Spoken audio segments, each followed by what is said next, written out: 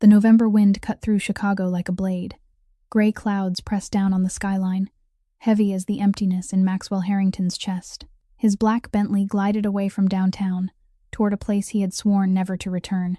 At 37, Maxwell Harrington commanded fear without raising his voice. Broad-shouldered, steel-gray eyes, features carved from stone, a predator at rest.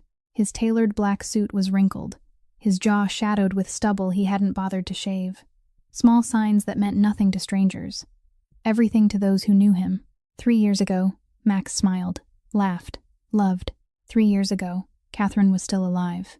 The Harrington estate sat 40 miles outside the city. A Victorian mansion Catherine had begged him for, not for its grandeur, but for its gardens, its quiet, its distance from his dark world. For 5 years, it was his sanctuary, the only place Maxwell Harrington could simply be her husband. Then the Castellano family sent their message. They meant to kill him. They killed her instead. Catherine died in his arms on the kitchen floor, her last breath a whisper of his name. Max made them pay, dismantled the Castellano family until nothing remained but ashes and fear. But revenge didn't bring her back. Nothing could. After the funeral, he locked the estate and walked away, moved into a penthouse downtown. Existed, but did not live. For 3 years, he never returned, could not face her gardens, her rooms, her ghost in every corner. Until 2 weeks ago. There's a situation at the estate, Jonas, his lieutenant, had said. A woman and children, living on the property. Something doesn't feel right, Max. You should see for yourself. Now the mansion rose before him, windows dark like dead eyes, ivy crawling wild across stone walls, nature reclaiming what grief had abandoned. Max stepped inside, dust, silence, and beneath it, faint but unmistakable, Catherine's perfume, jasmine and vanilla. Still clinging to the walls after all this time, he moved to the back windows. The old guest house sat at the edge of the property, half hidden by overgrown hedges. Smoke curled from its chimney. Someone was living there. Max crossed the frozen lawn as darkness fell. Near the door, he stopped, and heard a child crying, not a tantrum, the quiet, broken cry of real fear, the kind that came from knowing no one could protect you. Something stirred in his chest, something he thought had died with Catherine. The door swung open. A woman stood in the doorway, backlit by firelight, thin, too thin. Brown hair pulled back, face pale with exhaustion deeper than sleepless nights. Late 20s, though hardship made her look older, her eyes stopped him cold. Brown, deep, holding terror and defiance in equal measure. A cornered animal ready to fight. Behind her, 2 children, a boy, 8, standing guard with small fists clenched. A girl, 5, clinging to her mother's leg, tears streaming down her face. The woman spoke first, voice steady despite trembling hands. I know we shouldn't be here, but please, give us time to gather our things. The children don't deserve to be thrown out into the dark. Max looked at the boy trying to be brave. The girl with red-rimmed eyes. The mother ready to fight him with bare hands. Somewhere inside him, something cracked. Who are you? Rosalie Brennan. Her voice caught. My husband worked for your organization. He died 2 years ago. We had nowhere else to go. Brennan, a driver, low level, killed during a job gone wrong. Max hadn't known the man had a wife, children. The little girl looked up at him, and he remembered what Catherine always said. The measure of a man isn't the power he wields. It's how he treats those who have none. You can stay, he heard himself say. For now. Rosalie stared, shock replacing defiance. What? But Max was already walking away, leaving the question frozen in the air between them. He didn't understand why he'd said it, didn't know what it meant. All he knew was that for the first time in 3 years, he felt something other than emptiness, and he wasn't sure if that terrified him or saved him. If this story moved you, hit like and share it with someone who needs hope.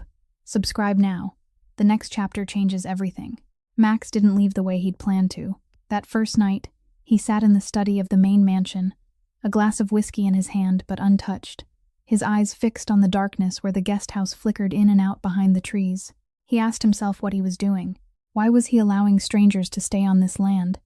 The very place where Catherine had planted flowers, had laughed, had lived. But every time he meant to step into his car and drive back to the city, he remembered the little girl's eyes, red and swollen from crying, staring at him as if he were the monster about to swallow her whole family. And he stayed. Not because he wanted to, but because he couldn't bring himself to leave. In the days that followed, Max watched them from a distance. From the second-floor window, he could see the guest house and the small yard in front of it. Rosalie woke, while the sky still wasn't fully light. She cleaned. She washed by hand in an old plastic basin. She hung clothes on a rope, hurriedly tied between two trees. She worked without stopping, as if the moment she paused, everything would collapse. The clothes she wore were clean but faded, patched in many places. Her thin frame told him she often gave her share of food to her children. But her back stayed straight, her chin stayed lifted. There was dignity in that woman's poverty, and Max recognized it. Tommy, the 8-year-old boy, was far older than his age. He helped his mother with everything without being told, carrying water, gathering firewood, watching his sister. The boy moved with the caution of a child who'd learned the world wasn't safe, that no one would protect him but himself. Max watched him and saw the shadow of his own self 30 years earlier, before he became the man the entire city had learned to fear. Ellie, the 5-year-old girl, played alone with a torn doll. She talked to it, telling it stories Max couldn't quite make out from where he stood. Sometimes she laughed, and that clear, innocent sound traveled across the yard and touched something inside Max's chest he'd thought had died a long time ago. On the 5th day, everything changed. Max was standing at the window as usual when he saw Tommy climbing the old apple tree at the corner of the yard. The boy reached for the last apples of the season, still clinging to the highest branches. Ellie stood beneath the trunk, looking up and waiting, her eyes bright. Max saw the branch tremble, saw Tommy stretch farther than he should have, saw the instant the boy lost his balance. Rosalie's scream tore through the quiet afternoon. Max didn't remember how he got down the stairs. When he reached them, Tommy was on the ground, his face drained pale with pain, his left arm bent at an unnatural angle. Rosalie knelt beside him, her hands shaking, terrified to touch him, tears streaming down her cheeks. Ellie screamed and sobbed, clinging to her mother's leg. "We need to get him to the hospital," Max said, his voice so steady it surprised even him. "Right now." Rosalie looked up at him, panic in her eyes. "I don't have a car. I don't have money. I don't." Max didn't let her finish. He bent down and, gentle but sure, lifted Tommy into his arms. The boy groaned from the pain but didn't cry. He clamped his lips together, trying to be strong even as his eyes turned red and wet. "Follow me," Max ordered. Not the tone of a man making a suggestion, but the tone of a man who didn't accept refusal. The Bentley flew down the road toward the city. Max drove with one hand, the other keeping Tommy steady in the back seat where Rosalie held him. Ellie sat in the front, eyes wide with astonishment, riding in a car like this for the first time in her life. At the hospital, everything happened fast. Doctors and nurses rushed over the moment they saw Max walk in. No one asked about insurance or a deposit. They knew who he was. Tommy was taken for x-rays, then put in a cast. A clean forearm fracture. It would heal in 6 to 8 weeks. When Rosalie asked about the cost, the receptionist shook her head with a polite smile. "It's already been paid, ma'am." Rosalie turned back to Max, her brown eyes flaring like a struck match. She stepped in front of him, her voice trembling with the effort of holding herself together. "I don't take charity. I'll pay it back. Somehow, I'll pay back every cent." Max looked at her, straight into those proud, wounded eyes. "Your husband died working for my organization." His voice was cold, but it wasn't the cold of cruelty. It was the cold of a man hiding something. "This is a debt I have to pay, not charity." Rosalie fell silent. She wanted to argue, to refuse. But when she looked at her son asleep on the hospital bed under the pull of pain medicine, she swallowed her pride. At least this once. On the way back, Tommy woke up. He looked at his cast, then over at Max behind the wheel. The boy's gaze had changed. The fear and wariness from the first days were gone. In their place was something new. Admiration, gratitude, and maybe a small, fragile thread of hope that, at last, there was someone strong enough to protect his family. Max caught that look in the rearview mirror, and for the first time in 3 years, he didn't look away. A week had passed since the day Tommy fell and broke his arm. The boy was recovering well, and the cast had become a strange point of pride, something he showed off to Ellie every day. Life in the guest house slowly settled into something steadier. Rosalie still worked from morning until night, But now there was a little more food in the small refrigerator, left outside the door each morning by someone who never left a note. She knew it was Max, but she didn't dare ask, didn't dare thank him, afraid that if she opened her mouth she'd have to face questions she wasn't ready to answer. That afternoon, a sleek black Mercedes rolled through the estate gate. Max was sitting in his study when he heard the engine. He looked out the window and saw a man step out of the car. Tall, salt and pepper hair neatly combed, an expensive gray suit, a courteous smile polished like a high-end salesman. Derek Cole, the property manager and the overseer of the Harrington family's legal businesses for the past 10 years. Max hadn't told anyone he'd come back here. Derek must have come for a routine inspection, never expecting the owner to be home. Max stepped onto the front porch just as Derek approached the steps. The man looked up, and for the briefest moment Max saw something flash in his eyes.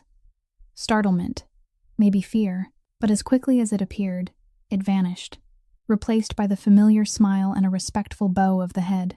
"Mr. Harrington," Derek said, his voice smooth as oil. "I didn't know you were back. What a pleasant surprise." "I didn't announce myself," Max replied, his voice empty of emotion. "Is there something wrong?" "Just a routine check, sir. The estate has been left empty for far too long, and I wanted to make sure everything is still in order." Derek's gaze slid toward the guest house, where a thin ribbon of smoke still drifted from the chimney. "Actually, there's an issue I intended to report. There are squatters living in the old house in the back, a woman and 2 children. I discovered them a few weeks ago, but I haven't dealt with it yet because I wanted to wait for your instructions." Max watched Derek as he spoke. The way he put weight on the words "that woman," the look in his eyes as he stared toward the guest house. Something was off, like a note out of tune in the perfect symphony Derek always tried to perform. "They're allowed to be here," Max said slowly, studying Derek's reaction. "You don't need to worry about it." Derek's smile faltered for 1 second. Just one, but it was enough for Max to see. Irritation, even anger, though it was hidden well. "Do you know them?" Derek asked, still polite, but with something sharper underneath. "That's my business," Max replied. "Do you have anything else to report?" Derek shook his head, the smile returning, but it wasn't as natural as before. "No, sir. I won't disturb you any longer." He bowed again and turned toward his car, but before he got in, he stopped and looked back at the guest house one more time. That look, Max realized, wasn't the look of a manager worried about property. It was the look of a predator whose prey had been taken. The Mercedes drove away, leaving a faint cloud of dust over the gravel road. Max stood still on the porch, watching until the car disappeared behind the trees. In the guest house, Rosalie was washing dishes when the late afternoon light through the window was swallowed by a human shadow. She looked up to see who it was, and her whole body locked. The bowl slipped from her hands and dropped into the sink with a small splash, but she didn't hear it. Her ears rang. Her heart stopped for 1 beat, then thrashed wildly, as if it wanted to break through her ribs. Derek Cole, standing there talking to Max Harrington right in front of the main mansion. Survival instinct took over. Rosalie lunged for Tommy and Ellie, who were playing near the window, and dragged them deeper inside with a strength she didn't know she had. She locked the door, pulled the curtains, turned off the lights. All of it within seconds, without a single word of explanation. "Mom," Tommy whispered in the darkness, his voice tight with worry. "Mom, what's going on? Who is that man? Why are you scared?" Rosalie didn't answer. She couldn't. She only pulled both children against her, holding them so tight. Ellie started to cry from not being able to breathe, but Rosalie couldn't let go, couldn't stop shaking. He'd found her. Somehow, he'd found her. Tears ran down Rosalie's cheeks in the dark. How long had she been running? How many nights had she slept in a car, in a park, in the corners of shadowed streets, just to escape that devil wearing a human face? She'd thought that here, in this remote place, she was safe. She'd thought the nightmare was over, but the nightmare had just walked through the estate gate, wearing a gray suit, smiling politely, and standing less than 100 meters away. Tommy held tight to his mother and his little sister, not understanding what was happening, only knowing that for the first time in his life, he'd seen his mother afraid in a way that stole her voice, and that frightened him more than anything he'd ever lived through. Outside, the sky was slowly darkening, and inside the small guest house, a family of 3 sat huddled in the black, waiting for the worst. That night, after Derek left, Max didn't sleep. He sat in the darkened study, the only light coming from his phone screen, casting a pale glow over his impassive, granite expression. The images kept replaying in his mind. The look in Derek's eyes when he glanced toward the guest house. The way he stressed the words "that woman." The flicker of irritation when Max said they were allowed to stay. And then the image of Rosalie slamming the window shut, pulling the curtains, turning off the lights just minutes after Derek appeared. She couldn't have seen him from that distance. But somehow, she knew he was there, and she was afraid. Max picked up his phone and called Jonas. "I need you to do something," Max said the moment Jonas answered, without greeting. "Derek Cole, I want to know everything about him, especially what he's done to the widows of our men. Don't miss a single detail." There was a brief silence on the other end. Jonas had worked for Max for more than 15 years. He knew when to ask questions and when to stay quiet. This was a time for silence. "I understand," Jonas replied. "How long do I have?" "As fast as possible." 48 hours later, Jonas stood in front of Max in the mansion study, a thick leather briefcase in his hand. The 40-year-old man was usually composed and unreadable, but today something was different. A tension, even disgust, lingered behind his sharp eyes. "You're not going to like what I found," Jonas began, setting the briefcase on the desk. "Derek Cole isn't who we thought he was. He's a devil, Max. A devil wearing a human face for 10 years right under our noses." Jonas opened the case and took out file after file, photographs, written reports, and as he began to speak, Max listened to each word as if he were swallowing cold stones down his throat. Derek Cole had helped at least 5 widows of men in the organization over the past decade. 5 women who had lost their husbands, who had no support, and Derek appeared like a savior. He gave them housing, gave them money, gave them hope. Then he demanded repayment. Those who refused were threatened, slandered, thrown out into the street without a single dollar. Some were too frightened to speak. Some disappeared without a trace. And one of them, Patricia Holloway, 34 years old, had taken her own life 2 years ago. She left a letter, but her family was too afraid to make it public. Jonas had found a copy. "She wrote everything," Jonas said, his voice lowering. What he did to her, the threats, how he told her he'd take her 4-year-old son if she dared to tell anyone. She chose death because she thought it was the only way to protect her child. Max said nothing. He simply sat there in silence. But Jonas saw his hand clench until his knuckles turned white, saw his jaw tighten, saw the gray eyes that were usually so cold now burning with a fire Jonas hadn't seen since the day Catherine was murdered. "There's more," Jonas continued. "He's been skimming money from the properties he manages, falsifying books for years. The amounts weren't large enough to draw attention, but added together they're significant. He's used his position in the organization to prey on the vulnerable, on those with no one to protect them, on those too afraid to speak." Jonas paused, as if weighing whether to continue. Then he decided, "There's a widow in Wisconsin who agreed to talk to my people. She escaped Derek 3 years ago, changed her name, changed her address, and has lived in fear ever since. But she told us everything." Jonas placed a recording on the desk. "Everything." Max looked at the recording but didn't pick it up. He didn't need to hear it. What Jonas had said was enough. "There's one more thing," Jonas added, more cautiously. "Derek's been in contact with several people outside the organization in the past few months. Encrypted calls, private meetings. We don't know who yet, but I'm tracking it. It could be personal business, or it could be something far more serious." Max finally spoke, his voice so calm it was frightening. It was the calm before a storm makes landfall, before a volcano erupts. Jonas had seen that calm once before, 3 years ago, just before Max wiped the Castellano family off the map. "No one touches him yet," Max said slowly, each word clear as if carved into stone. "I need to hear it from her, from Rosalie." Jonas nodded. He understood. This wasn't just about justice or punishment.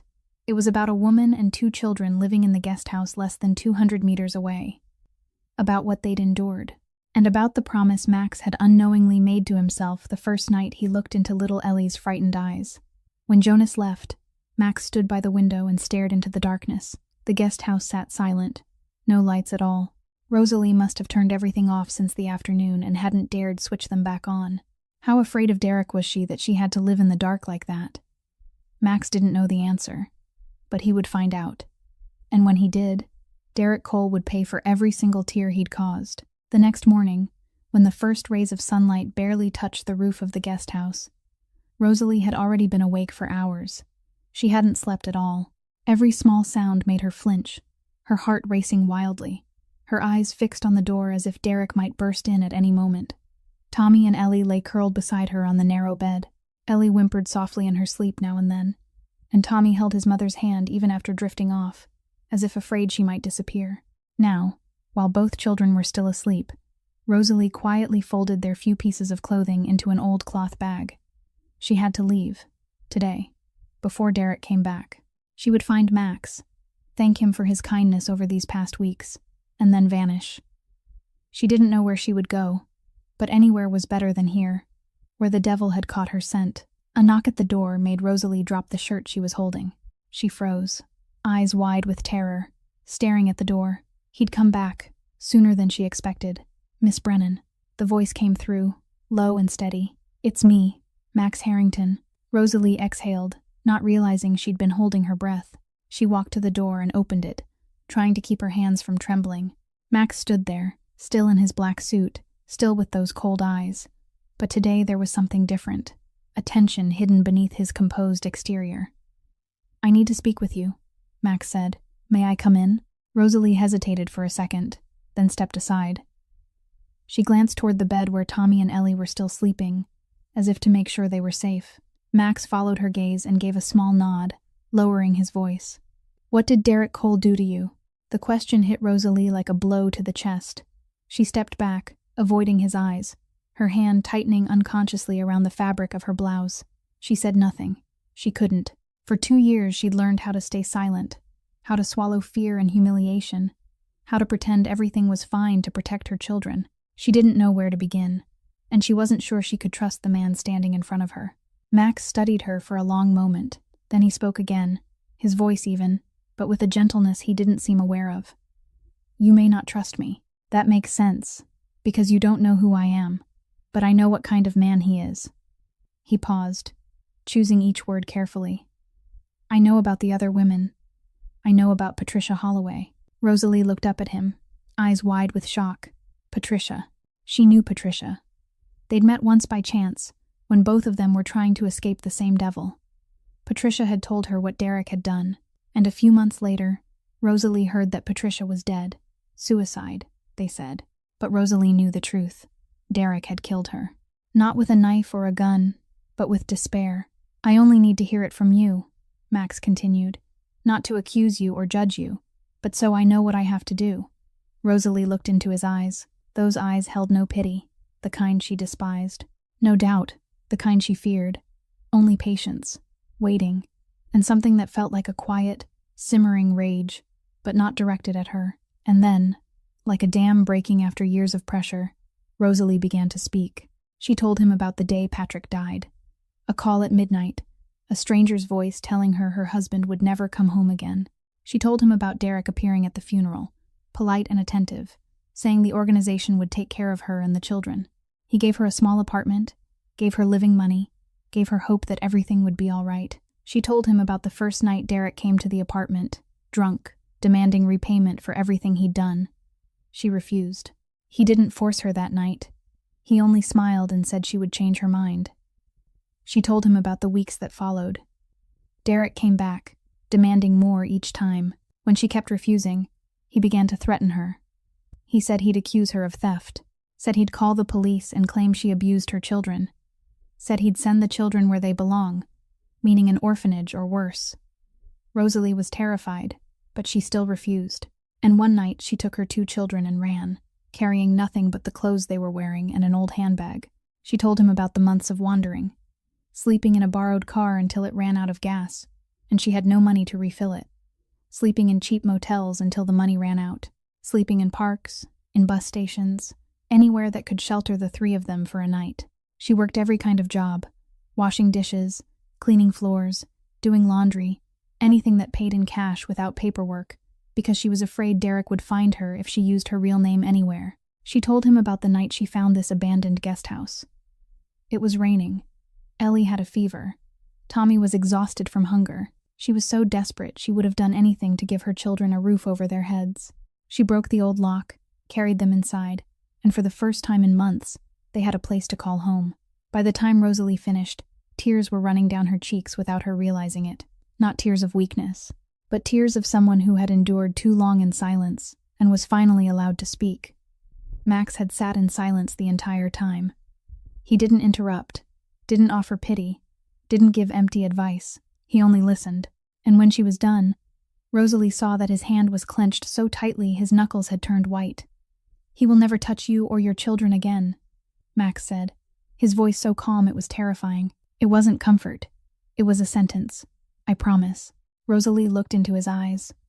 For 2 years she'd learned not to trust men, learned to doubt every promise, learned to rely only on herself.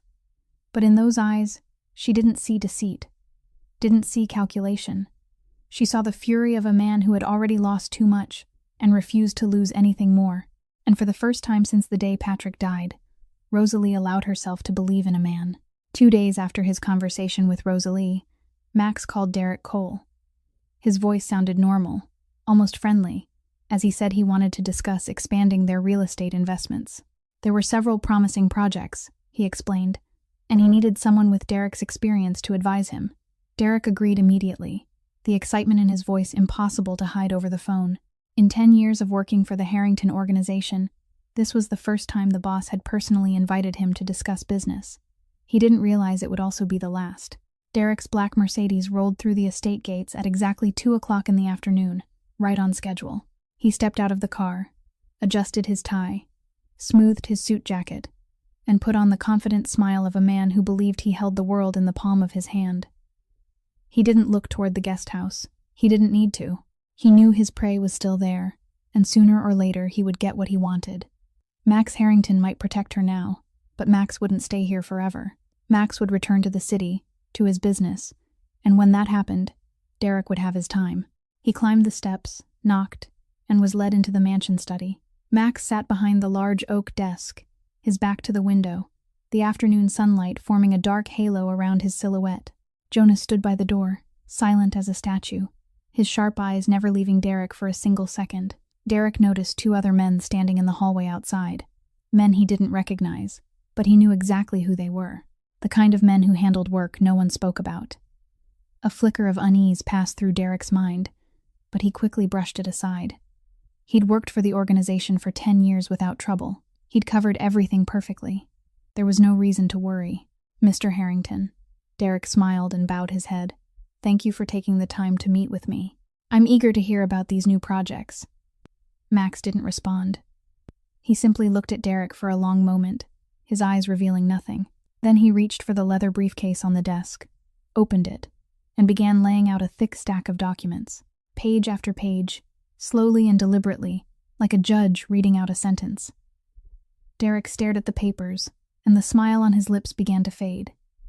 He recognized what was spread before him: bank statements, fabricated invoices, witness testimonies, and photographs of women he'd believed had disappeared forever, women he thought would never dare to speak. The color drained from Derek's face, shifting from confident flush to a paper-white pallor. He tried to speak, but Max lifted a hand, stopping him. 5 women, Max said evenly, as if reciting a weather report. 5 widows of men in the organization.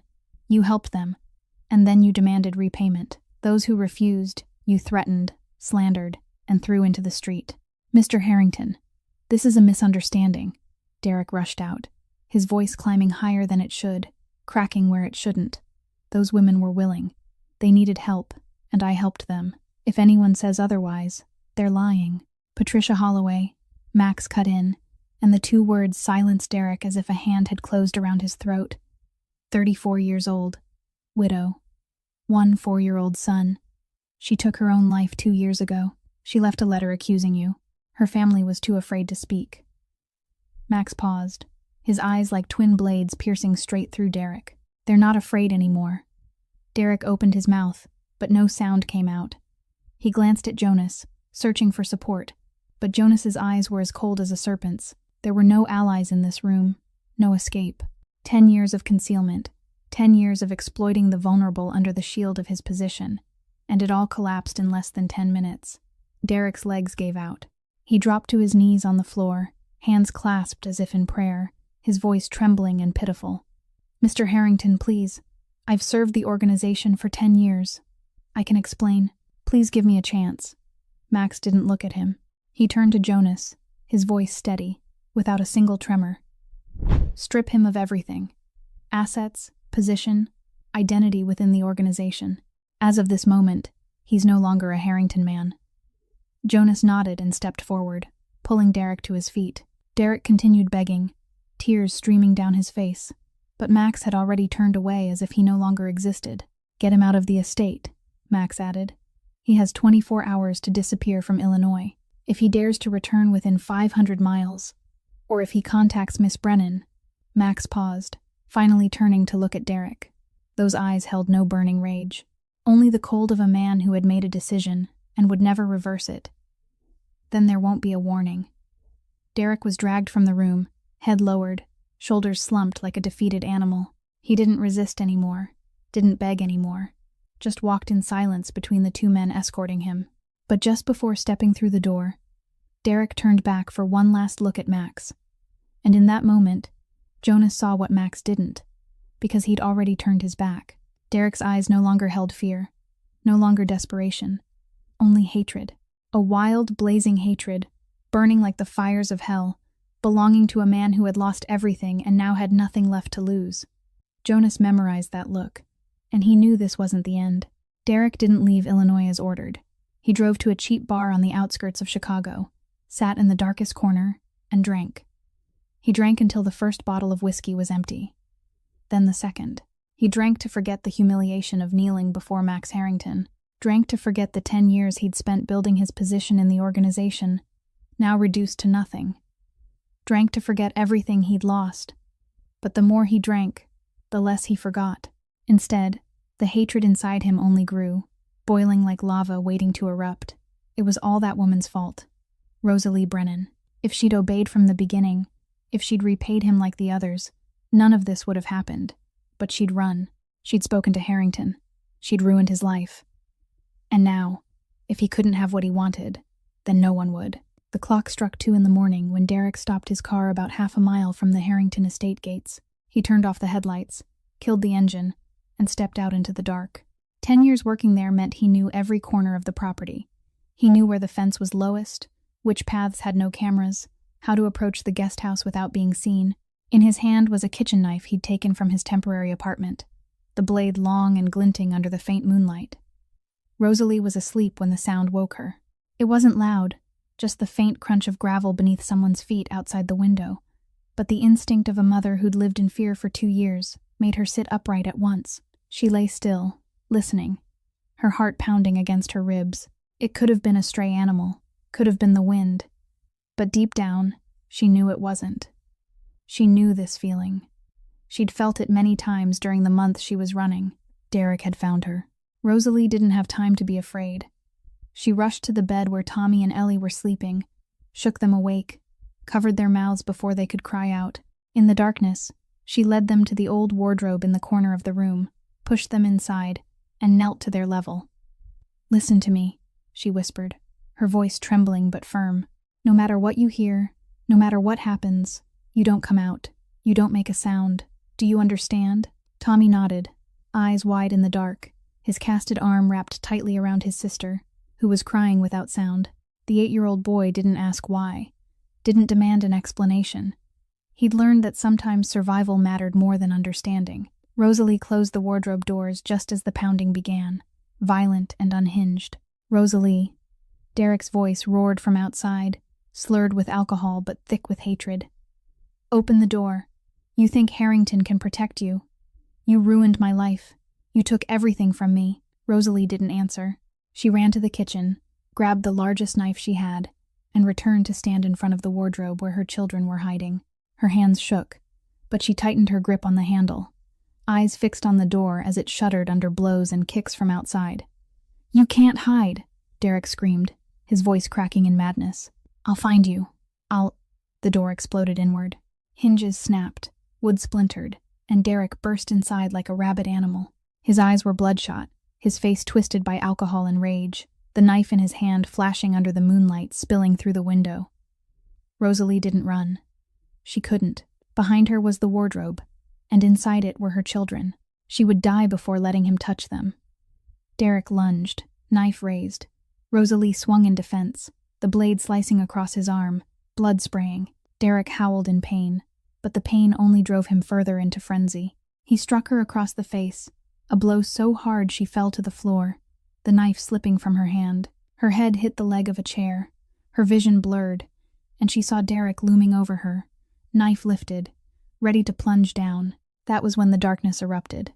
Max came in like a storm. He didn't speak, didn't warn.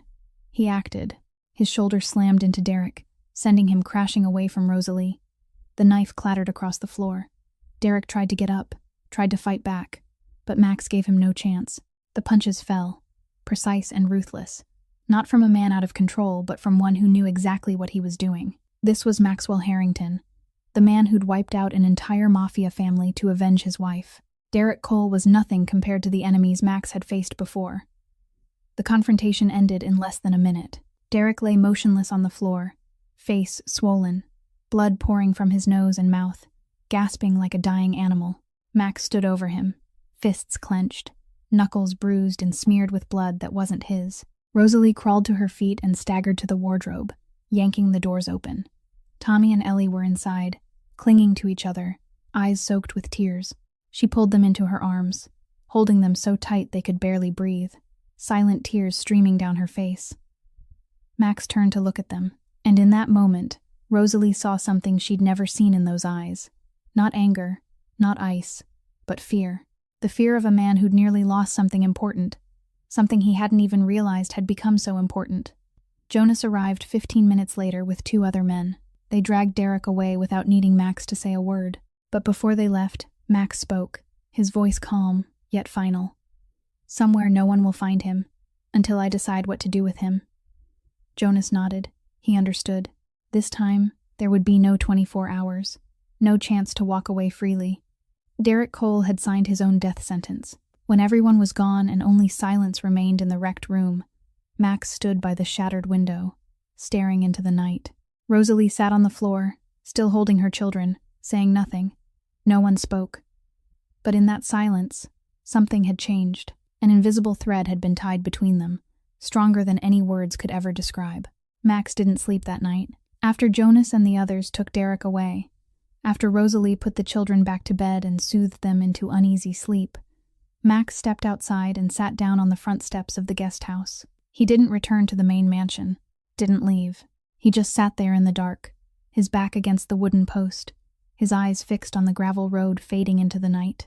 Jonas had called to confirm that Derek was secured in a safe location, that he couldn't escape again, that everything was under control. But Max remained where he was, because some things can't be controlled with locks and chains, because he'd once believed Catherine was safe, and she died in his arms, because he couldn't endure that again.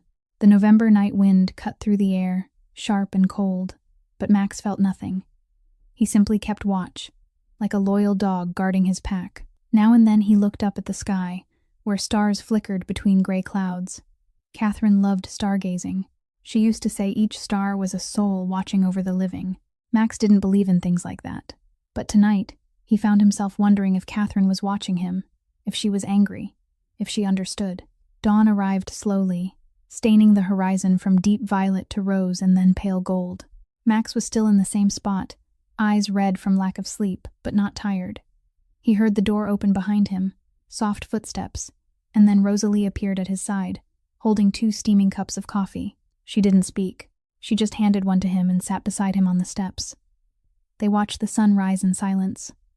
Rosalie didn't ask why he'd stayed out there all night. She knew, and she didn't need him to say it. Max didn't explain why he hadn't left. He didn't need to. Their presence beside each other was enough. A conversation without words, a promise never spoken aloud. The coffee warmed their hands in the cold morning air. The first sunlight touched their faces, pushing back the darkness of the night before. And in that moment, they both felt something they'd lost long ago. Peace. The faint creak of a door broke the stillness. Max turned and saw Ellie standing in the doorway, hair tangled, eyes heavy with sleep, her torn doll clutched tightly in her arms. She looked at Max for a long moment, as if weighing a decision. Then, without a word, she ran to him, climbed into his lap, and wrapped her arms around his neck. Max went still. 3 years. 3 years since anyone had hugged him. The last time had been Catherine, before she was gone forever. 3 years of living inside a shell of ice, not letting anyone touch him, not letting himself reach for anyone. And now a 5-year-old girl was holding him as if he were the most precious thing in her world, as if she believed he could shield her from every shadow. Slowly, as though relearning something long forgotten, Max lifted his arms and held her back. His rough hand rested gently on her small back, awkward and hesitant, but real. Ellie was warm against him, small and fragile, and Max realized he was trembling. Not from the cold, from something else, something thawing inside him. The ice he'd built over the past 3 years beginning to melt. Rosalie watched, and tears streamed down her face. Not tears of pain or fear like so many before, but tears of hope, of belief that maybe, after everything, life still held something good waiting for them. Tommy appeared in the doorway soon after. He stood there, watching his sister cling to Max, watching his mother cry with a smile on her lips. And he understood. No one had to explain. The 8-year-old boy, older than his years, understood that something was changing. Something good. He walked over, sat beside Max, and leaned quietly against his shoulder. No words. None were needed. And Max sat there, a little girl in his lap, a boy at his side, a woman across from him, sunlight falling over all of them. He didn't know what to call this feeling, but it was warm, warmer than anything he'd felt in 3 years. In the days that followed, Max worked. He called in men to repair the guest house door Derek had kicked in. Then he didn't stop there. He had the roof replaced, because the old one leaked. Installed heating because winter was coming. Set up a modern security system with cameras and alarms. He didn't ask Rosalie's permission, didn't wait for her to agree or refuse. He simply did it, and Rosalie didn't protest. She understood this was how Max showed he cared, through action instead of words, through deeds instead of empty promises. A week after that terrible night, another car pulled up in front of the mansion. An older woman stepped out, white hair neatly pinned at the nape of her neck, back straight despite her years, sharp eyes softened by warmth. Maggie Thornton, the Harrington family's housekeeper for more than 30 years, the woman who'd cared for Max since he was a boy. When she saw Max step out of the mansion, Maggie stopped. She studied him for a long moment, his clothes worn from days of use, his face clean-shaven, his eyes still cool but holding something different now, deeper, more alive. Then tears filled her eyes and she walked forward, wrapping her arms around him as if embracing a son who'd been lost. "You're home," she whispered, her voice thick with emotion. Truly home. Max didn't speak. He simply stood there and let her hold him, awkward and unaccustomed to affection, but not pulling away. And when Maggie finally released him, wiping her tears, and looked toward the guest house where Rosalie stood with her children, she smiled softly. "So this is why," she said, and Max didn't deny it. Tommy began following Max like a small shadow. Wherever Max went, the boy was there. Curious brown eyes, so like his mother's, watching everything he did. His mouth never stopping. "Why do you fix it like that? How does that work? Where did you learn? Have you ever traveled far?" At first, Max didn't know what to do with him. He'd lived alone for too long, had forgotten how to speak to ordinary people, let alone a child. His answers were short, sometimes just a nod or a shake of his head, and he wondered why the boy didn't wander off to find something more interesting. But Tommy didn't leave. He stayed, patient as a puppy waiting for its master. And little by little, Max realized he was getting used to the boy's presence. One afternoon, while Max was repairing a leaking faucet in the guest house, Tommy crouched beside him, watching intently. Max glanced at the boy, at the arm still in a cast, and suddenly remembered himself at that age. A child with no one to teach him, forced to learn everything through painful mistakes. He didn't want Tommy to grow up that way. "Come here," Max said, his voice still deep but no longer cold. "I'll show you." And he began teaching Tommy small things: how to use a wrench, how tight a bolt should be, how to study a problem before trying to fix it. Those afternoons slowly grew into more. Max taught Tommy to play chess on an old board he found in the mansion storage room. He showed him how to stand straight when speaking to adults, how to look someone in the eye, how to shake hands firmly. Small lessons, not written in any book, but the kind of lessons a man needs. Tommy absorbed it all like a dry sponge meeting water. He'd lost his father at 6 years old, had no one to teach him these things, and now that someone was willing to give him time, he didn't waste a second of it. Ellie changed too. She no longer feared the big scary man the way she had in the beginning. Instead, she clung to Max whenever she could. One evening, while Rosalie was busy cooking, Ellie tugged on Max's hand, pulled him toward an old armchair, and climbed into his lap. "Tell me a story, Mr. Max," she demanded, her wide eyes full of expectation. Max froze. A story. He didn't know any fairy tales. He'd grown up in a world without them, a world of blood, money, and power. He knew nothing about princesses and princes, witches or elves. But looking into Ellie's waiting eyes, he couldn't refuse. "I don't know fairy tales," Max said slowly, "but I can tell you about places I've been." And he began. He told her about Paris, where a tall iron tower rises above the city, and you can see everything from its top. About Tokyo, where the streets shine as bright as day even at midnight. About Venice, where people travel by boat instead of by car. He told her edited versions, cutting away the darkness, keeping only the wonder. Ellie listened with wide eyes and parted lips, as if he were describing magical kingdoms. And when she fell asleep in his arms, Max realized something strange. He felt at peace, for the first time in a very long time. Then came an evening when all of them sat around the dining table in the main mansion for the first time. Maggie prepared dinner, a true family meal with roasted chicken, mashed potatoes, and apple pie for dessert. Tommy talked about the new school he'd been accepted into, about the books he was reading, about the new friend he'd made. Ellie laughed, waved her hands, asked for more gravy. Rosalie listened with a soft smile, adding a few words now and then, and Max sat there, quiet as always, but his eyes were no longer empty. Rosalie glanced over and saw Max cutting Ellie's meat into small pieces, carefully avoiding the tough parts, making them small enough for her to chew. He did it naturally, as if he'd done it his whole life, as if it were the most ordinary thing in the world. And something tightened in Rosalie's chest, a feeling she didn't dare to name. Max looked up, as if sensing her gaze. Gray eyes met brown. In that brief moment, something passed between them. A small spark, a silent acknowledgement. Then both quickly looked away, Rosalie lowering her eyes to her plate, Max returning to the piece of meat in his hand. Maggie observed it all, a faint smile on her lips. She said nothing, but in her heart she knew. This house was coming back to life. Her boy was coming back to life. That night, after everyone had gone to bed, Max walked alone into the room he'd avoided for 3 years, the bedroom he'd shared with Catherine. The room remained exactly as it had been the day she left, from the scarf draped over the chair to the perfume bottle on the vanity. Max sat on the edge of the bed, holding their wedding photo in its silver frame. Catherine was smiling in the picture, radiant and alive, her hand woven into his, her eyes looking at him as if he were her entire world. "Are you angry with me, Kate?" Max whispered, his voice rough in the quiet night. "If I start living again." There was no answer.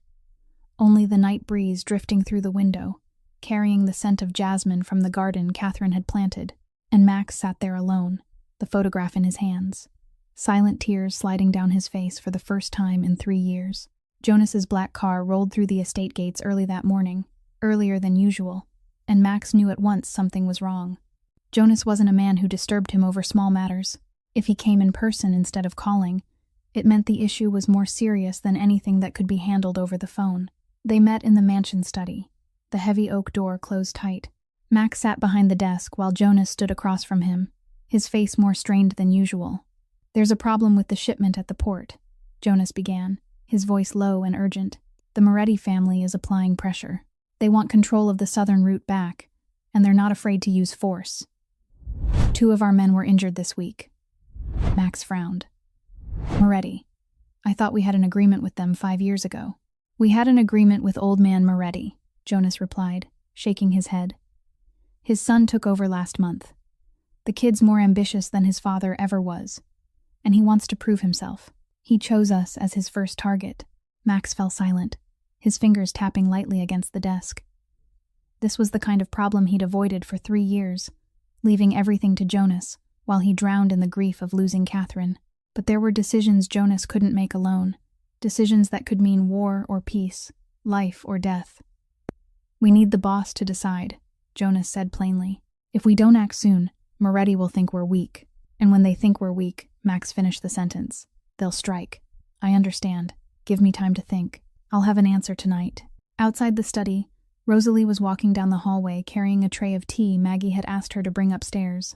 She hadn't meant to eavesdrop, but the thick wooden door couldn't completely block the voices inside, especially when they were speaking with such urgency. Shipment at the port. The Moretti family is applying pressure. We need the boss to decide. Rosalie froze in the hallway, the tray trembling in her hands so hard the cups clinked against each other. Boss. They called Max boss. Not the owner of an ordinary company. Boss in the way Patrick used to say it when referring to the head of the organization. Boss in the way the underworld used it for the men who held the power of life and death. She'd known Patrick worked for an organization. She'd known his work wasn't entirely legal, but she'd never asked, never wanted the details, because she loved Patrick and believed he was a good man regardless of what he did. Now, standing in the hallway of this mansion, she realized she'd been closing her eyes to the truth for too long. Max Harrington wasn't just a wealthy businessman who'd taken her family in out of kindness. He was the boss, the head of the very organization Patrick had worked for and died for. Rosalie set the tray down on a nearby table, her hands shaking so badly she couldn't hold it any longer. She turned and walked away, her heart racing, her mind spinning with 1,000 questions. All that day she avoided Max. When he entered a room, she found an excuse to leave. When he asked if she needed anything, she answered shortly and walked off. She knew she was acting strangely, knew Max was watching her with quiet curiosity. But she needed time. Time to think, to decide whether this changed everything. Max noticed the shift immediately. He'd lived too long in a world where observation meant survival, not to see when someone was avoiding him. But he didn't push. He gave her space and waited, even though each passing hour felt like a day. That evening, Max found Rosalie in the garden behind the mansion. She was sitting on the old stone bench Catherine had once loved, staring into the open space where moonlight washed over flower beds wilted by winter. He approached and stopped a few steps away, not sitting down. You heard, Max said. It wasn't a question. He knew, and he had no intention of circling around it. Rosalie didn't look at him. She kept her gaze on the garden, her voice quiet but steady in the still night. Who are you, really? Max was silent for a long moment. He could lie. He could invent a story, offer a reasonable explanation for what she'd overheard. But looking at her back, at the tension in her shoulders as if bracing for a blow, he knew a lie would only make it worse. She deserved the truth, even if the truth might drive her away forever. I'm the head of the Harrington family, Max said evenly. I control part of this city's underworld. What you heard is true. What you're thinking about me probably isn't wrong. He paused and drew in a slow breath. I'm the kind of man you should stay away from, the kind ordinary people shouldn't be involved with. Rosalie finally turned to face him. Her brown eyes shimmered in the moonlight, not with tears but with something else. Conflict, confusion, and perhaps a trace of hurt. But I'm also the man who protected you from Derek Cole, Max continued, his voice softening. The man who'll protect you and your children with my life if I have to. That doesn't change, no matter who I am. He held her gaze. Who do you choose to see? Rosalie didn't answer. She simply looked at him for a long moment, her deep eyes revealing nothing of her thoughts. Then she stood, turned her back, and walked into the house without a word. Max remained in the garden alone, watching her disappear behind the door, and for the first time in a very long while, he felt afraid. Not of enemies, not of death, but of losing something he'd only just realized he had. Rosalie didn't sleep that night. She lay awake in the guest house, staring at the ceiling, her mind spinning with 1,000 thoughts. Beside her, Tommy and Ellie slept peacefully, their breathing steady and soft, unaware that their mother was wrestling with a decision that could change all three of their lives. Max Harrington was the boss of the underworld, the head of a criminal organization, the kind of man ordinary citizens only heard about in movies or on the news, the kind they were always warned to avoid. Rosalie thought about everything she'd witnessed in the past few weeks, the way Jonas and the others bowed their heads to Max, the way Derek Cole had been dealt with without police or courtrooms, the way everything moved at the command of a single word from Max's mouth. This wasn't her world. It was a dangerous one, where blood could spill at any moment, where enemies could step out of any shadow. But then she thought about Patrick. Her husband had lived in that world too. He'd worked for the Harrington organization for years, and he'd been the best man Rosalie had ever known. He loved her, loved their children, never allowed the darkness of his work to touch his family. If Patrick could be a good man in that world, why couldn't Max? She thought about everything Max had done for them. He let them stay when he could have thrown them out that first night. He took Tommy to the hospital and paid every expense without asking for anything in return. He listened as she told him about Derek. Without judgment, without doubt, just listening, and then promising to protect her. He kept that promise when Derek attacked. He sat guard outside their home all night without being asked. He repaired the house, brought Maggie back, enrolled the children in school, gave them a life they'd never dared to imagine. Were those the actions of a bad man? Rosalie wondered. Or the actions of a good man trapped in a bad world? She didn't find the answer as dawn crept through the window. She was still lying there, eyes burning from exhaustion, her heart heavy with unresolved thoughts, when Tommy woke up and everything shifted. "Mom?" Tommy sat up, rubbing his eyes, staring at the cloth bag Rosalie had taken from the corner the night before. "Are we leaving?" Rosalie didn't know how to answer.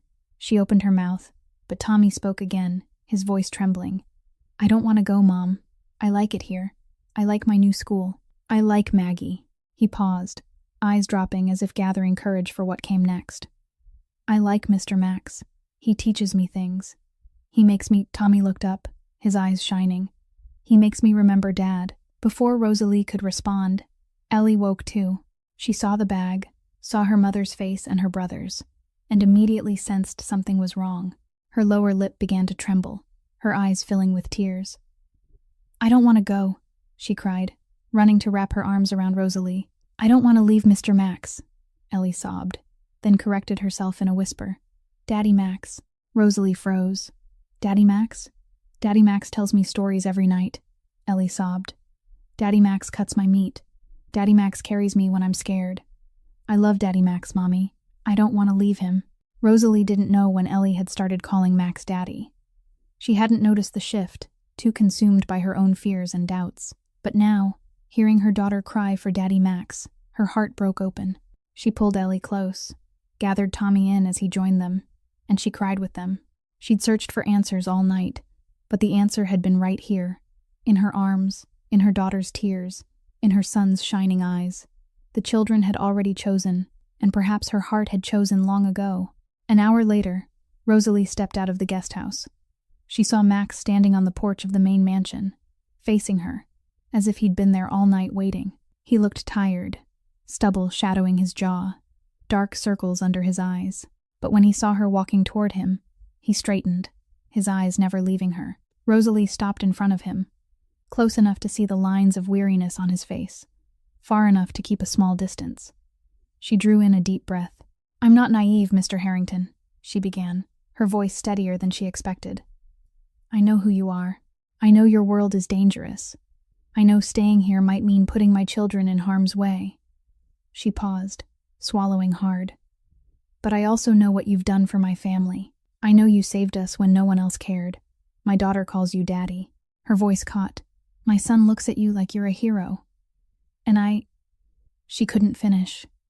The words lodged in her throat, too large and too fragile to release. Max stepped forward, closing the distance between them. He stood close enough for her to see the relief softening his usually cold eyes, close enough for her to feel his warmth in the crisp morning air. "You don't have to say anything," Max said gently. "Just stay." Rosalie looked at him, looked into eyes no longer empty as they had been the day they first met, looked at the face of the man who'd given her family a second chance when the world had turned its back, and she nodded. The months that followed passed like a dream Rosalie hardly dared to believe was real. The Harrington estate came back to life day by day, transforming from a place heavy with dust and sorrowful memories into a true home. Rosalie officially became the manager of the mansion, a position Max offered and she accepted after many days of careful thought. She rearranged each room, opened the windows to let light pour in, replaced the old curtains with new ones, set fresh flowers in vases she found tucked away in storage. Maggie helped with the heavier tasks, and little by little the mansion began to breathe again. Max still ran the Harrington organization, but somehow he found a balance he'd never thought possible. He handled business through phone calls and his laptop, went into the city only when absolutely necessary, and spent most of his time at the estate. Jonas came more often now to report and receive instructions, and he couldn't hide his surprise at the change in Max. He was still sharp, still decisive, but something was different. A quiet peace Jonas had never seen in him, not even in the years when Catherine was alive. Tommy was accepted into a good private school in the nearby town. For the first time in his life, he had a new uniform, a new backpack, friends his own age to play with. He no longer had to be older than his years, no longer had to worry about the next meal or where they'd sleep at night. He began to dream about the future, talking about becoming a lawyer to protect people like his mother, people who were bullied and had no one to help them. Max listened to him speak, and something warm spread quietly through his chest. Ellie was like a flower finally watered after too many dry days. She became lively and bright, her clear laughter echoing through the mansion from morning until evening. She loved to draw, sketching everything she saw: the garden, the sun, Maggie, and Daddy Max. Her colorful, uneven drawings covered the walls of the guest house and slowly made their way into the main mansion after Maggie declared them beautiful. Max noticed her passion, and one day he cleared out a small room on the ground floor and turned it into a private art studio, just for Ellie. He bought an easel, paints, brushes, everything he imagined a young artist might need. When Ellie saw the room, she cried with joy and threw her arms around Max's neck, and he had to fight hard not to cry with her. One late winter night, as the snow began to melt and the first green shoots pushed through the garden soil, Max couldn't sleep. He wandered through the mansion, his steps unconsciously leading him to the large sitting room where Catherine's painting still hung on the wall. He stopped when he realized someone was already there. Rosalie stood in front of the painting, her back to him, her head tilted slightly upward to see it more clearly. The painting showed the garden, as seen from the bedroom window, jasmine blossoms in full bloom under summer sunlight, colors bright and alive. Catherine had painted it in their first year there, when she was still filled with hope and dreams. She was very beautiful, Rosalie said softly, when she heard his footsteps. She turned, a little embarrassed at being caught. I saw her photograph in your room, and this painting. She looked back at it. She was very talented. Max moved to stand beside her, both of them gazing at the canvas.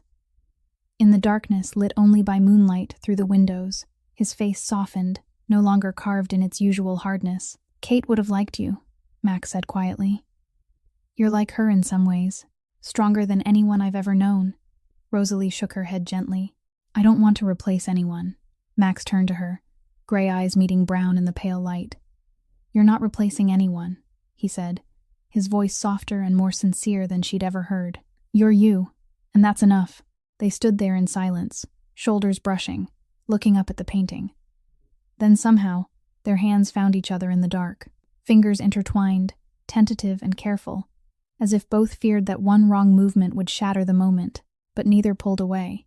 They stood hand in hand, two broken hearts finding one another in the quiet night, and for the first time, both of them felt that perhaps they didn't have to be alone anymore.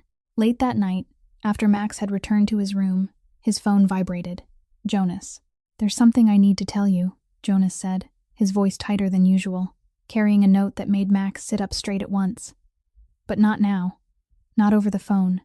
Max was silent for a moment. He looked out the window, where the guest house light was still on. Rosalie probably couldn't sleep either, perhaps replaying the moment in the sitting room, perhaps wondering what it all meant. Tomorrow, Max said, and ended the call. He didn't know what Jonas was about to tell him, but deep down, he had the uneasy sense that the peace they'd found wouldn't last forever. Jonas arrived at the estate at dawn, earlier than the birds beginning to sing. His face was tight, worry etched deep across his brow, and Max knew at once the news wouldn't be good. They met in the study, the door shut, the curtains drawn as if even the morning light wasn't permitted to witness this conversation. Derek Cole has escaped, Jonas said plainly. Late last night, the guard was bribed. By the time we discovered it, it was too late. Max stood motionless, his eyes darkening like a sky before a storm. He had been free for only hours, but for a man like Derek, that was enough time to set his poison in motion. What else? Max asked, his voice cold and controlled, though Jonas knew that was only the surface. Beneath it, a storm was forming. Jonas drew in a slow breath. He's contacted the Moretti family, those encrypted calls we detected earlier. We now know he'd been feeding them information long before you exposed him. And after he escaped, he sold everything, Max. Jonas hesitated, as if the next words were ones he wished he didn't have to say. Information about the organization, about assets, shipping routes, your vulnerabilities. His gaze shifted toward the window where the guest house stood beyond the trees. About her. And the children. A chill moved through Max. Jonas's words struck like bullets through his chest, each one an invisible wound. History was repeating itself, exactly as he'd always feared. Catherine had died because enemies targeted his weakness, because someone wanted to hurt him by taking away the woman he loved. And now the same script was unfolding again, with Rosalie, with Tommy, with Ellie. "Has Moretti acted yet?" Max asked, his voice so calm it was frightening. "Not yet, but our sources say the younger Moretti is very interested in information about your new family." Jonas met Max's eyes. He sees it as an opportunity. Hurt you first, then strike. Max turned toward the window. From here he could see the guest house, the thin ribbon of smoke rising from the chimney. Proof that Rosalie was awake preparing breakfast. Maybe Tommy was helping set the table. Maybe Ellie was drawing while she waited to eat. They were safe, happy, unaware that darkness was drawing closer, and Max knew what he had to do. He tightened security immediately. More guards, more cameras, stronger alarms. He ordered Jonas to track every movement of Moretti and Derek, to report to him hourly. But that wasn't all. Max began distancing himself from Rosalie and the children. He no longer joined them for dinner, claiming work. He stopped telling Ellie stories before bed, saying he was busy. He stopped teaching Tommy chess, stopped answering the boys' eager questions. He became Maxwell Harrington from 3 years ago. Cold, distant, a wall of stone no one could penetrate. If he wasn't close to them, his enemies wouldn't target them. If he didn't matter to them, they wouldn't become his weakness. That was the logic he repeated to himself each night as he lay alone staring at the ceiling, trying not to think about Ellie's smile, Tommy's trusting eyes, or the way Rosalie's fingers had intertwined with his in the dark that night. Rosalie noticed the change immediately. She didn't know what had happened, only that the man who'd held her hand in the dark, who'd told her she was enough, now looked at her as if she were a stranger. He no longer smiled when he saw her, no longer paused to talk, no longer stood at the window watching the guest house. He disappeared into his study, emerging only when necessary, and even then he avoided her gaze. Tommy was the first to ask, "Mom, is Mr. Max mad at us?" The boy sat at the table, his plate barely touched, eyes heavy with sadness. "Did I do something wrong? He doesn't teach me chess anymore. He doesn't talk to me." Rosalie didn't know how to answer. She pulled her son close, told him Mr. Max had a lot of work, that it wasn't his fault, that everything would be fine. But she didn't believe her own words. Ellie was worse. She cried every night, whispering Daddy Max in her sleep, waking with swollen eyes and asking why Daddy Max didn't love her anymore. Rosalie held her daughter, sang her back to sleep, and once Ellie was resting, she cried alone in the dark. After a week, Rosalie couldn't bear it any longer. She went to the study and pushed the door open without knocking. Max stood by the window, his back to her, his posture tight as a drawn wire. "You owe me an explanation," Rosalie said, her voice no longer gentle but firm and aching. "Ellie cries every night. Tommy thinks he's done something wrong, and I don't know what to tell them." Max didn't turn around. "You should take the children somewhere else," he said evenly, his voice like ice. "It would be safer." "Safer?" Rosalie stepped closer, trying to see his face. "Or are you just pushing us away?" Max said nothing. He didn't turn, didn't move. Rosalie stood there waiting, hoping he'd say something, anything, to explain this sudden coldness. But he remained still as stone. Then she saw what she had almost missed. His shoulders were trembling, just slightly, barely noticeable, but she was close enough to see. Those broad, powerful shoulders were shaking as if the man was using every ounce of strength to contain something inside him. Rosalie wanted to step forward, to touch him, to say she understood even if she didn't. But the coldness in his voice, the distance in his stance, stopped her. She turned, walked out of the room, and closed the door behind her. But she didn't leave. She didn't walk away from the estate, because she had seen his shoulders tremble. And she knew that even if he was pushing her away, his heart didn't want to. Rosalie didn't leave the way Max wanted her to. She stayed, caring for the children, continuing her work, managing the mansion. But deep inside, she knew something wasn't right. Max's sudden distance wasn't because he'd stopped caring. The tremor in his shoulders when she confronted him had told her that much. Something was happening that she didn't know about, and she was determined to find out. The opportunity came one afternoon, when Jonas arrived at the estate, while Max was in the city handling business. Rosalie intercepted him on the porch, her eyes firm, leaving him no room to avoid her. "I need the truth," she said plainly, "about why Max has changed, about what's going on that he won't tell me." Jonas studied her, weighing his choice. He'd worked for Max long enough to know the boss didn't want Rosalie involved, but he'd lived long enough to understand that even the smartest man can make the worst decisions when fear clouds his judgment. "He'll be angry with me for this," Jonas sighed. "But you deserve to know," and he told her everything. About Derek's escape, about the information sold to the Moretti family, about the threat aimed at her and the children, about why Max had suddenly turned distant, as if she were a stranger. "He's afraid of losing you," Jonas said quietly, like he lost Catherine. "He thinks that if he pushes you away, if you don't matter to him, then his enemies won't target you. You'll be safe." Rosalie stood in silence for a long moment, absorbing it all. Then she let out a short laugh, bitter and aching. "He's the smartest man I've ever met," she said, "but he's a fool when it comes to this." Jonas didn't argue. In truth, he agreed. That night, when Max returned, Rosalie was waiting in the study. She sat in the chair across from his desk, hands resting on her knees, back straight, eyes fixed on the door.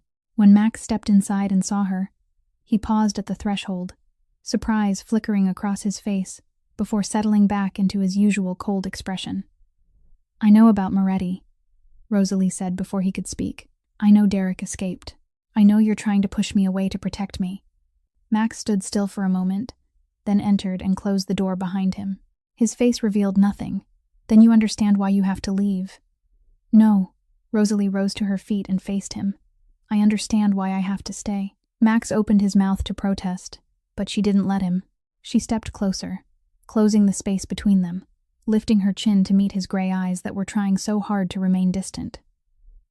"Catherine didn't die because she loved you," Rosalie said steadily. "She died because your enemies were cruel. That wasn't your fault, and pushing me away won't stop the same thing from happening if they truly want to hurt you." She drew in a breath. "You can't spend your life pushing people away out of fear of losing them, Max. That isn't protection. That's surrender." "You don't understand," Max began, his voice faltering. "I do," Rosalie cut in. "I understand losing the person you love.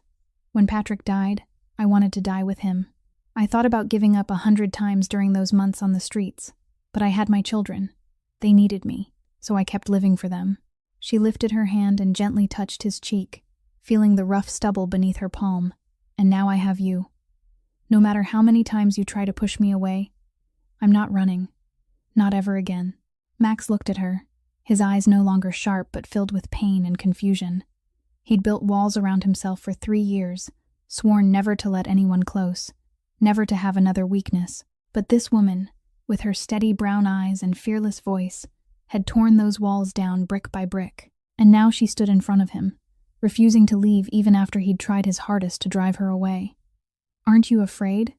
Max asked hoarsely. "Moretti could do anything. They could, I am afraid," Rosalie admitted. "I'm afraid every day. For my children, for myself, for you.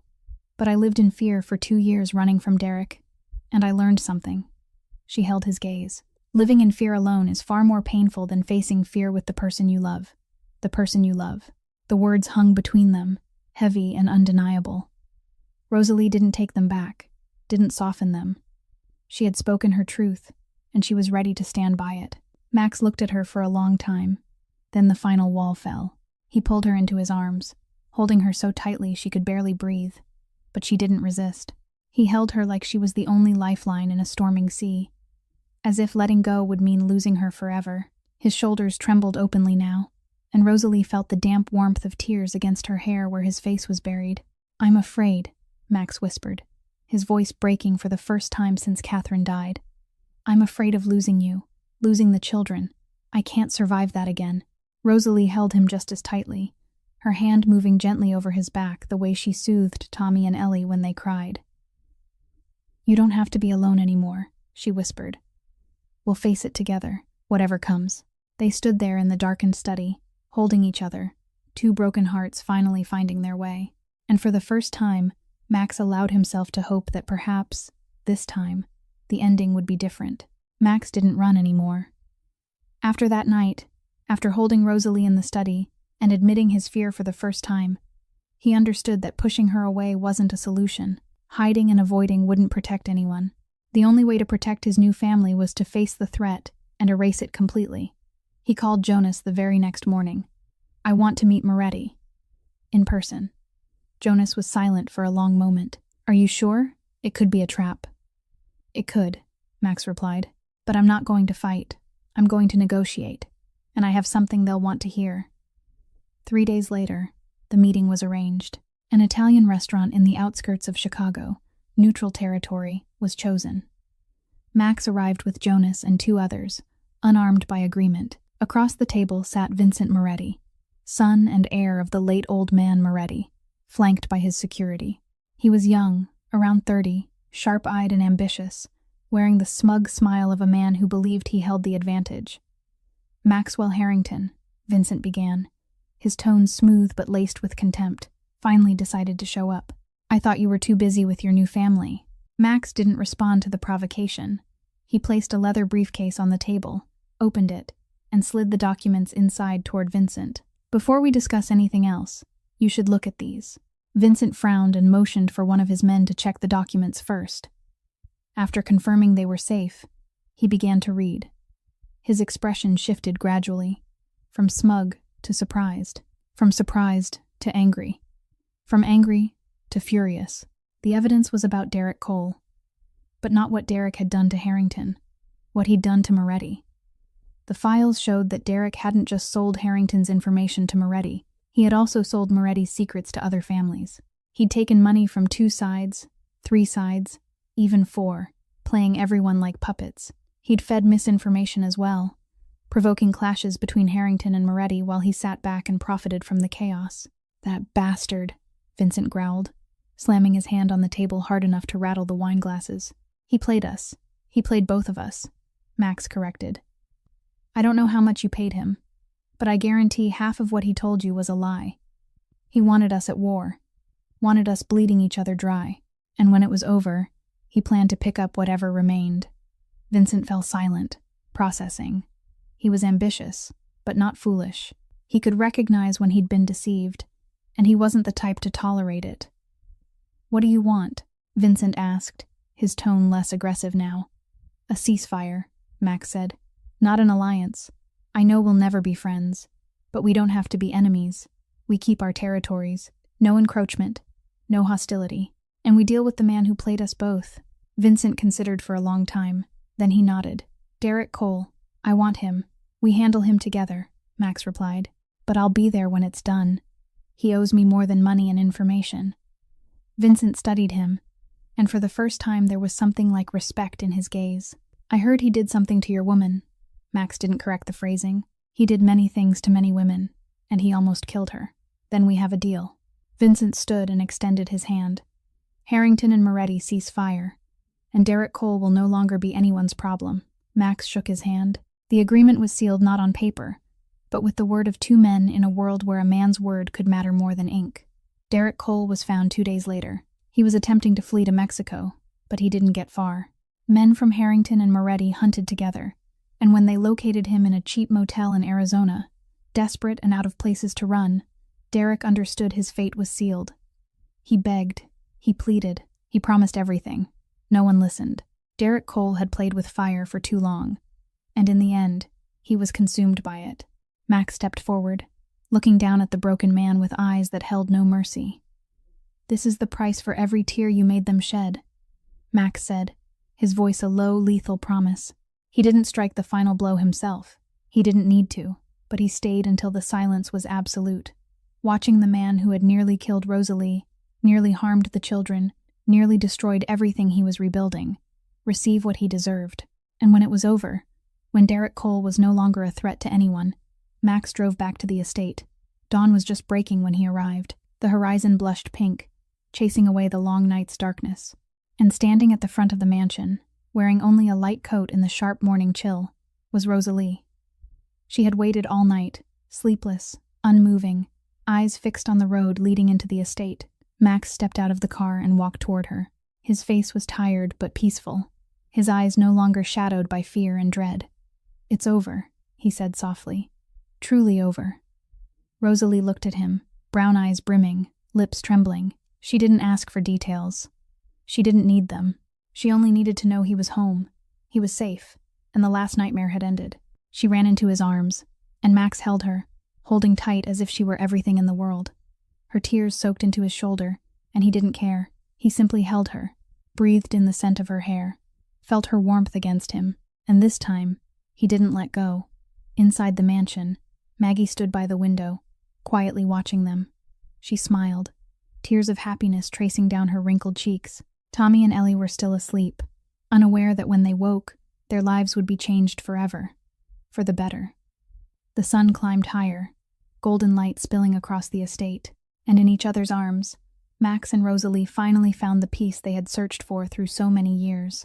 5 years later, the Harrington estate no longer resembled the dust-covered place of sorrow and fading memories it once had been. It had become a true home, filled with laughter, voices, and life. The front garden bloomed in a riot of color beneath the summer sun. Rosalie had replanted the flowers Catherine once loved. Pure white jasmine, deep red roses, clusters of lavender fragrant in the warm air. But she had added her own touch as well. Bright yellow daisies and tulips in every shade imaginable, creating a garden that honored the past while welcoming the future. Tommy was now 13, tall and lanky in the way boys are when they're stretching toward manhood. He was no longer the thin 8-year-old with worry-aged eyes. Now he was confident, an excellent student admired by teachers and respected by his peers. He dreamed of becoming a lawyer, not for money or prestige, but because he wanted to defend people like his mother, people who were bullied and had no one standing beside them. Max had heard him speak of that dream many times, and each time pride rose in his chest until it nearly stole his breath. Ellie was 10, no longer the timid little girl clutching a torn doll. She was now a vibrant young artist, her eyes shining whenever she held a paintbrush. Her paintings hung throughout the house, in the living room, along the hallway, in the kitchen, even in Max's study. Her school had hosted a small exhibition of her work, and the whole family attended, applauding proudly as she stood beside her canvases. Max recognized something he never said aloud, that Ellie possessed the same artistic gift Catherine once had. The way she blended color, the way she saw the world and translated it onto canvas. It all echoed his late wife. It wasn't coincidence. It felt like a gift, as if the universe were whispering that Catherine was still present in her own quiet way. Max and Rosalie wore wedding rings now. They had married a year earlier in a small, intimate ceremony in the estate garden. There were no hundreds of guests, no lavish spectacle. Only family and the closest of friends. Jonas, now married with a young son of his own, had stood as best man. Maggie cried throughout the ceremony, but they were tears of joy. Tommy walked his mother down the aisle, back straight and head held high just as Max had taught him.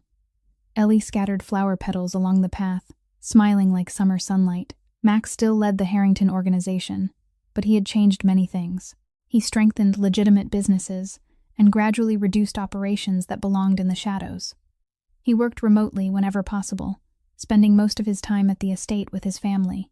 Jonas handled essential matters in the city, and together they built an efficient system that allowed Max to retain authority while fully embracing his role as husband and father. One summer evening, as the sunset painted the sky in shades of orange and violet, the family sat on the mansion porch. Rosalie sat with Ellie in one corner, teaching her how to mix colors for a new painting. Maggie brought out a tray of freshly baked apple pie, its sweet aroma drifting through the warm air. Max sat in the old rocking chair with a glass of tea in hand, gazing at the scene before him with a peace he once believed he'd never feel again. Tommy stepped onto the porch and took the seat beside him. The teenager was quiet for a moment, as if searching for the right words. Then he spoke. "Dad, can I ask you something?" Max turned to the boy he now called his son. "Always." Tommy looked down at his hands, then back up. "Do you ever regret it? That day, when you found us?" Max didn't answer immediately. He looked around at Rosalie, laughing softly with Ellie, at Maggie arranging slices of pie, at the sunset bathing everything in honey-colored light. He looked at the mansion that had once held only grief and now sheltered love. He looked at the garden where past and present bloomed side by side. "That was the best decision of my life," Max said, his voice steady and full of warmth. Tommy smiled, the smile of a boy who had found a family, who had found the father he thought he'd lost forever. "I think so too." They sat shoulder to shoulder, watching the sun sink below the horizon, and in that quiet moment, Max thought of Catherine. He believed she would smile if she could see this. She would love Rosalie. She would love Tommy and Ellie. She would be glad he had found peace. He hadn't forgotten Catherine. He never would. Her photograph still rested on the living room shelf. The painting she created still hung on the wall. But he had learned that the human heart can hold both sorrow and joy, memory and present love, loss and renewal. Loving Rosalie didn't mean forgetting Catherine. It simply meant he had chosen to keep living, to keep loving, to open his heart again despite the wounds it once carried. The Harrington mansion was no longer a place of mourning. It was home. It was family. It was proof that sometimes saving someone else is the very way we save ourselves. And love, when it finds us a second time, isn't a betrayal of the one we lost, but a precious gift life places gently in our hands. This story reminds us that no one has to carry pain alone. Sometimes strangers become family. Sometimes broken hearts find one another and heal together. And sometimes the simple choice to open our hearts and help someone else becomes the turning point that changes our lives forever. If this story has touched your heart, please subscribe to our channel so you won't miss the moving stories we share each day. Press the like button and share this video with the people you love, those who might need to hear stories of hope and love. We would truly love to know how you feel about this story. Have you ever experienced a moment when a stranger unexpectedly became someone important in your life? Share your thoughts in the comments below. We're always grateful to hear what lives in your heart. Thank you for spending your time with us today. We wish each of you watching good health, a joyful life, and days filled with peace and happiness. Goodbye, and we'll see you in the next video.